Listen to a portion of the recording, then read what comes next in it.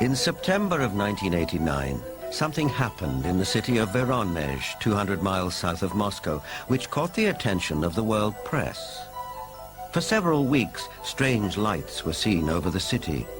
Then on September the 27th, it was reported that a spacecraft landed in one of the city's public parks, from which 3 alien giant figures emerged. Nothing remotely like this had happened in Voronezh before. Before coming to America in 1990, Ukrainian journalist Paul Stonehill covered the Voronezh story for the international press.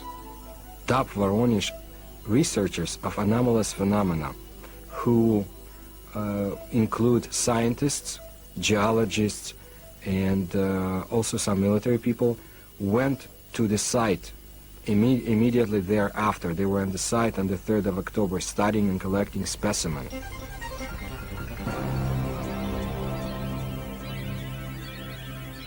The encounter became a media sensation on national television and in the international press.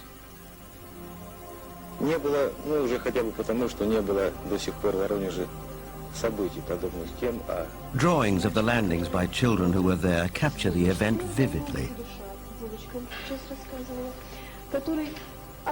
It attracted the attention of the media around the world because it was effectively endorsed by TASS, the Soviet news agency, who up until that time had certainly not given any credence at all to this kind of story.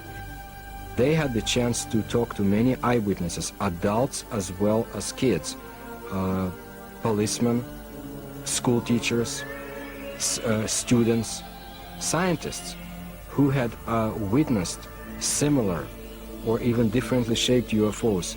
The underlying theme was that giant-like beings exited from strange-looking craft, did some research throughout Voronezh, and were able to get back to their craft and fly away.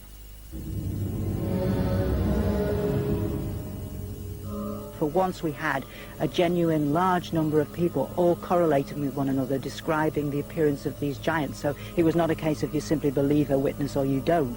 Here you couldn't fail to believe them because there were so many of them talking in concert.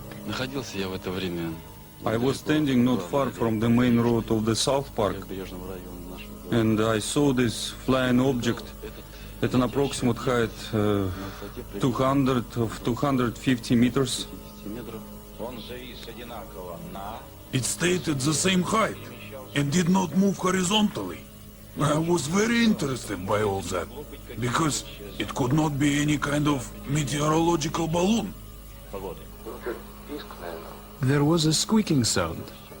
Perhaps some drilling tool was operating, like it was boring a hole in the ground.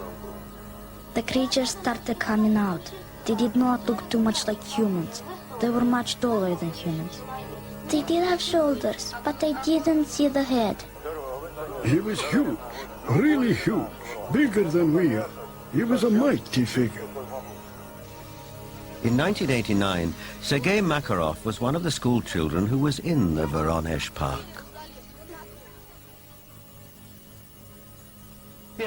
I remember a crowd that gathered around the place. Everybody was scared. Everybody turned pale. I was absolutely flabbergasted. Denis Bozhenko was also one of the boys in the park on that day in September 1989. I saw some traces there, and also a strange man. Outwardly, he looked like any other man, only he was huge. A moment later, he suddenly disappeared. I had no doubt that the UFO and the giants existed, because I saw them. But sometimes when I look back, it seems sort of like a fairy tale.